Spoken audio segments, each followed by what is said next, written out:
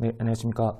저희는 2조 의사소통 프로그램 개발 관련 발제를 맡은 이성훈, 김동현 조입니다. 이성훈 목사님께서는 이번에 담임 목사로 좀 청빙을 하게 되어서 좀 바쁜 와중이라고 그래서 따로 발제 영상을 촬영하지 못했다고 합니다. 그래서 저도 그 부분을 따로 할 수 있는 시간적 여유가 없어서 제가 맡은 부분만 간단하게 영상 촬영을 하도록 하겠습니다. 저희 조는 의사소통 프로그램 관련 개발하는 발제를 맡았는데요. 이성훈 목사님께서는 앞부분인 현재 존재하고 있는 의사소통 프로그램에 대한 장점, 단점, 그 다음에 소개, 평가를 간단히 제출을 하였고, 저는 그 뒤에 단계에 있는 기존 프로그램의 장점과 단점을 좀 보완할 수 있는 대체 프로그램을 제시하는 그런 발제를 맡았습니다. 네, 발제지를 보시면 큰 챕터 두 번째, 대안 프로그램 제시 및 교회 사역 방안입니다. 참고 문헌을 통해 이론적인 근거를 제시해서 발제하도록 하겠습니다. 앞에 살펴봤던 이 알파 프로그램은 한국 교회 안에서 다양하게 해석되어서 진행되어지고 있습니다. 말씀과 교리를 중심으로 프로그램을 진행하기도 하고 또 기도와 성령의 은사 체험을 중심으로 알파 코리아를 하는 교회도 있고 새가족 양육 프로그램으로 사용하는 교회도 있습니다. 그러나 알파 코리아 프로그램을 어떻게 사용하든지 간에 중요한 것은 사람들과의 관계를 통해 이루어지는 프로그램이라는 것을 부정할 수는 없을 겁니다. 지금 우리는 그 중에서도 부부 간의 의사소통 방식에 대해서 살펴보고 있습니다. 어떤 것을 새롭게 시작하기 위해서는 사전 답사나 사전 작업이 필수적이라고 할 수 있습니다. 하나님께서 말씀하신 가정을 이루기 위해서는 남자와 여자의 결합을 이야기하기 전에 남자와 여자의 차이를 먼저 이해해야 한다고 생각합니다. 그래서 남녀 간의 차이에 대한 이론을 먼저 정리해 보았습니다. 부부 간의 갈등을 유발하는 중요한 요인 중 하나는 의사소통 방식에서의 남녀 간의 차이입니다. 존 가트만은 행복한 부부와 이혼하는 부부를 대상으로 실험 결과를 한 토대로 부부를 이혼에 이르게 하는 것은 성격 차이가 아니라 의사소통 방식의 문제 때문이라고 말합니다. 여기에 여러 학자들이 남녀의 차이점을 좀 얘기했는데요. 첫 번째, 그레이입니다. 남녀의 대표적인 차이점을 이렇게 이야기합니다. 첫째, 여성은 자신의 감정 표현에 충실한 반면 남성은 사실 전달에 치중한다. 둘째, 여성은 의사소통을 통해 이해받기를 원하는 반면 남성은 인정받기를 원한다. 셋째, 여성은 자신이 원하는 것을 직접적으로 요구하지 않는 반면 남성은 직접적으로 표현하고 요구한다. 넷째, 여성은 문제가 있을 때 자신의 감정을 말로 표현하는 경향이 있는 반면 남성은 침묵으로 일관하는 경향이 있다. 두 번째 티어는 남녀 차이를 듣는 방식과 말하는 방식으로 구분하는데요. 남성은 눈맞춤이 불규칙적이고 수긍하는 반응을 보이지 않고 또 말을 하면서 다른 활동을 하기도 하고 자신이 말하기 위해 상대방을 방해하고 상대방이 말하는 내용을 분석하기 위해 계획된 질문들을 한다고 이야기합니다. 반면 여성은 눈맞춤이 지속적이고 수긍하는 반응을 빈번하게 보이고 또 말하는 동안 다른 활동을 중단하고 상대방이 말하다가 멈추는 때를 기다렸다가 자신의 말을 한다. 자신이 보다 많은 정보를 얻기 위해서 상대방에게 질문한다고 이야기합니다.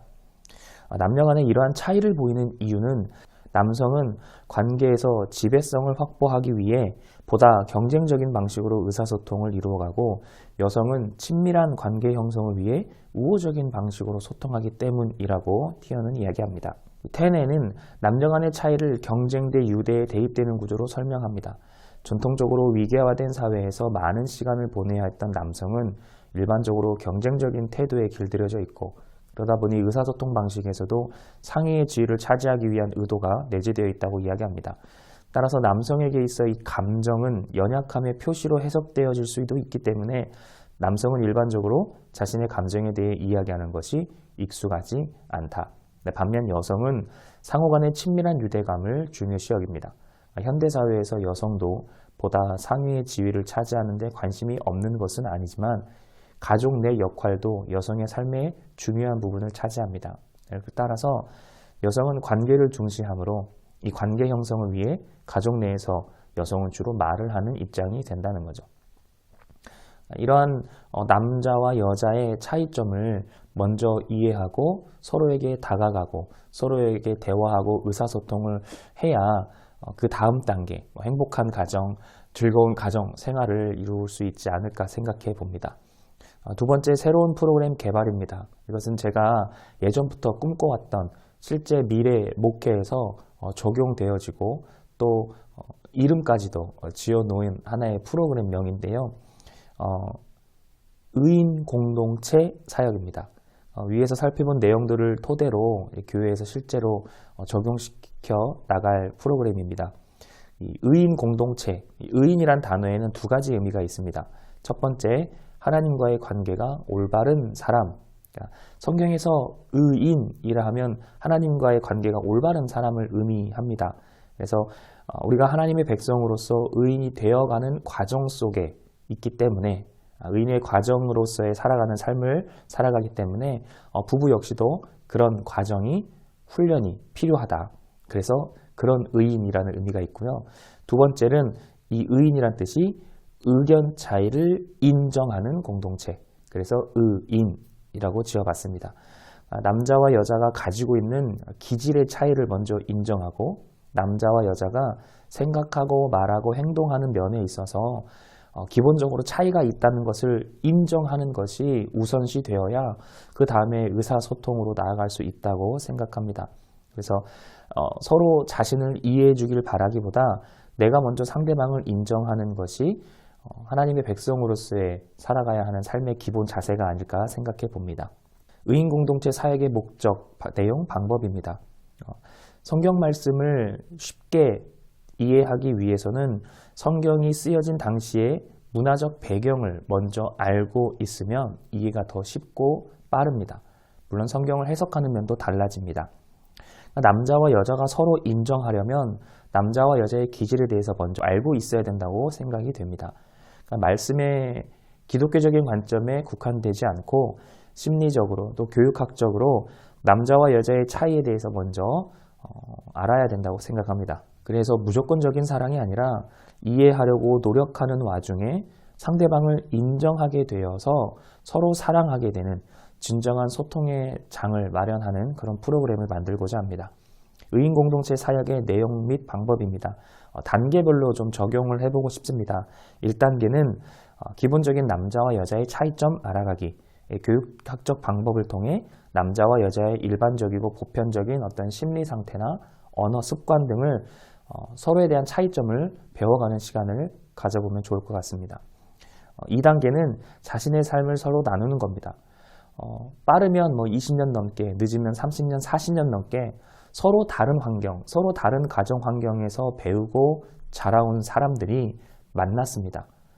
그런 부부에게 결혼 전의 가정 환경과 살아온 삶의 이야기를 서로 나눈다면 많은 도움을, 또 많은 이해를, 많은 공감을 해줄 수 있을 것 같습니다. 결혼하기 전 부모로부터 받은 자신의 가정 상황을 서로 이야기하고 나누는 단계. 그래서 자신이 그 가정 속에서 부모님을 보면서 꿈꿔온 미래의 결혼 생활이나 가정에 대해서도 서로 서슴없이 나누는, 그래서 상대방을 이해하는 데 포커스를 맞추는 단계입니다.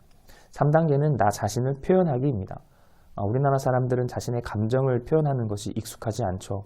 유교적인 사상 속에서 어렸을 때부터 자신의 의견이나 감정을 이야기하는 것이 어른들의 시각에서는 버릇없는 행동으로 보였기 때문입니다. 그러나 사랑은 표현하는 것이라고 생각합니다. 성경에서 믿음도 행함이 없는 믿음은 죽은 것이라 했습니다. 서로 공감하고 인정하기 위해서는 솔직하게 나를 표현해야 된다고 생각합니다. 골드는 나를 표현할 때 상대방에 대한 경청이 가장 먼저 전제되어야 한다고 말합니다. 그래서 경청하는 자세를 먼저 가지고 서로를 표현하면서 서로에 대한 이야기를 잘 듣고 표현하는 것이 이 단계에 필요합니다. 4단계는 부부간의 의사소통을 위한 적극적인 방안입니다. 먼저 긍정적인 마음을 가지는 겁니다. 상호간에 인정하고 신뢰하고 존중하고 이해하는 부분을 토대로 부부간에 서로 긍정적인 마음을 갖는 것이 중요합니다. 존중하기입니다. 부부간의 모든 의사표현, 자신을 표현할 때 드러나는 모든 의사 표현을 서로 존중함으로써 상대방이 위협을 느끼지 않게 표현하고 받아주는 것이 중요합니다. 또 경청하기입니다. 상대방의 말을 들을 때는 서로 간에 어느 정도의 규칙을 정하여 말을 끊지 않는다랄지 눈을 마주친다랄지 이런 규칙을 정하여서 경청할 수 있도록 하는 겁니다. 그 다음에 메시지 의미 확인하기입니다. 불명확한 메시지에 대한 부정확한 해석은 오히려 오해를 불러일으킬 수 있습니다. 내가 말하는 의도가 이건데 잘 알아들었는지, 나는 이렇게 들었는데 내가 이해한 것이 맞는지 서로 확인하는 것이 중요합니다. 그리고 공감하기입니다. 공감의 정도가 높아지면 언어적인 의사소통이 아닌 비언어적인 의사소통을 하더라도 그 배우자의 감정을 파악할 수 있습니다. 마지막 5단계입니다. 신앙으로 살아가는 우리 가정. 하나님의 자녀들이 살아가는 목적은 하나님을 영화롭게 하는 겁니다. 하나님의 영광을 위해 살아가는 겁니다. 다시 말해 부부와 가정생활 역시 하나님께 영광을 드리고 하나님이 영광 받으시는 행복한 가정을 만들어야 한다고 생각합니다. 그래서 지금까지 해온 프로그램과 훈련들은 결국 말씀의 토대 위에 세워져야 합니다. 그러니까 창조기사를 통해 남자와 여자가 어떤 관계인지 서로 돕는 배필이고 서로에 대한 의무감과 권리와 할 수 있는 모든 것들을 사랑으로 베풀어야 하는 서로 그런 이해관계라는 것. 하나님께서 창조기사를 통해 남자와 여자에게 서로에게 어떤 역할을 주었는지 말씀의 토대 위에 그리고 말씀들의 여러 가지 나온 그런 관계들을 통해서 결국에는 말씀 위에 이 부부 가정과 의사소통과 이런 것들이 세워져 나갈 수 있도록 이렇게 진행해 보려고 합니다. 한 단계별로 짧게는 1주에서 2주, 길게는 3주에서 4주 정도의 시간을 주어서 장기적으로 프로그램을 진행해 보려고 합니다. 부부간의 변화를 일으킬 만한 집중 계획, 집중 훈련을 계획하고 있습니다. 일시적인 변화, 한 번의 변화가 아니라 장기적이고 일상에서의 꾸준한 변화, 가정도 거듭나야 된다고 생각합니다. 그래서 이런 꾸준한 거듭남을 이루어내야 된다고 볼 수 있습니다. 마지막 나가는 말입니다. 결국 가족이란 남자와 여자가 혼인함으로써 새롭게 형성되는 가장 기본적인 공동체이고 존귀한 공동체라고 생각합니다. 그렇기에 가족의 첫 출발이라 할 수 있는 남녀의 만남은 아주 소중합니다. 근데 오늘날은 이 결혼을 너무 쉽게 생각하는 경향이 있는 것 같습니다. 젊은 세대들은 결혼을 굳이 해야 하는가 생각하기도 하고 좋아서 결혼하고 싫고 안 맞으면 이혼한다 이렇게 생각하는 경향이 많습니다. 세상은 결혼이 선택이라고 이야기합니다. 성경에서도 결혼이 필수라고 이야기는 하지 않습니다. 왜냐하면 사도 바울도 결혼은 하지 않았기 때문에요. 그럼에도 결혼이 중요할까라고 저에게 묻는다면 저는 반드시 결혼을 해야 한다고 생각합니다. 하나님과의 관계성을 실제로 깨닫고 경험할 수 있는 가장 좋은 것, 결혼을 해서 자녀를 키울 때 부모와 자녀의 관계가 하나님과 나의 관계로 통찰될 때, 또 사람들과의 관계성에 있어서 나와 전혀 다른 삶을 살아온 상대방을 만나 결혼을 해서 그 사람과 맞춰가면서 살아갈 때 그 관계성, 저는 이것이 하나님과의 나의 관계를 돌아볼 수 있는 아주 소중한 기회이자 활동이라고 생각합니다. 그래서 결혼은 필수가 아닌 선택이지만 분명한 것은 결혼을 통해 나를 조금 더 성숙시킬 수 있고 결혼을 통해 나를 성숙한 그리스도인으로 발전시켜 나갈 수 있다는 것은 확실합니다. 그래서 성경은 또 이렇게 이야기합니다. 자기 집안도 잘 돌보지 못하는 사람이 어떻게 교회를 돌보겠는가? 사람이 사람을 돌보고 사람끼리의 관계성을 제일 먼저 경험하고 확인할 수 있는 것이 가정이라고 생각합니다. 부모와 자녀 간의 가족관계와는 또 다른, 전혀 다른 부부 간의 가족관계는 사람이 서로를 성숙하게 할 수 있는 아주 중요한 공동체입니다. 건강한 가정생활의 가장 기본은 바로 부부 간의 의사소통입니다. 의사소통 방식의 차이를 인정하지 않으면 부부 사이에 중대한 갈등의 원인을 만든다고 합니다. 그래서 앞서 살펴봤듯이 이혼 사유, 성격 차이가 가장 많이 나오는데 그 성격 차이도 실상은 의사소통이 안 돼서 가장 많이 이혼을 한다고 합니다. 그래서 부부는 함께 생활하면서 새로운 의사소통 기술을 발전시켜 나가야 됩니다. 의사소통의 문제를 해결하기 위해서는 부부 각자가 가지고 있는 생활을 서로 인정하고 서로의 의사소통 방식에 따른 전략을 구성하고 또 서로 간의 규칙을 생성해야 합니다. 부부간의 의사소통은 부부의 결혼 만족의 가장 중요한 지표가 됩니다. 또한 부부의 의사소통은 자신들의 만족도뿐만 아니라 훗날 자녀들에게까지 그 분위기가 영향을 미칩니다. 미래 목회에 이 적용시켜 볼 법한 의인 공동체 사역은 앞으로도 제가 계속 이 목회와 교육에 대해 공부해 나가면서 또 여러 가지 수업을 통해 계속 보완하고 수정하고 발전시켜 나가 보려고 합니다. 네, 이상으로 2조 발제를 마치겠습니다. 이 수업을 하면서 참으로 실질적인 것들을 많이 보고 배웠습니다. 배운 것에서 그치지 않고 이런 미래 목회에 대해서 실질적으로 적용하고 또 공부해 보고자 합니다. 한 학기 동안 너무 감사하고 교수님 너무 수고하셨습니다. 감사합니다.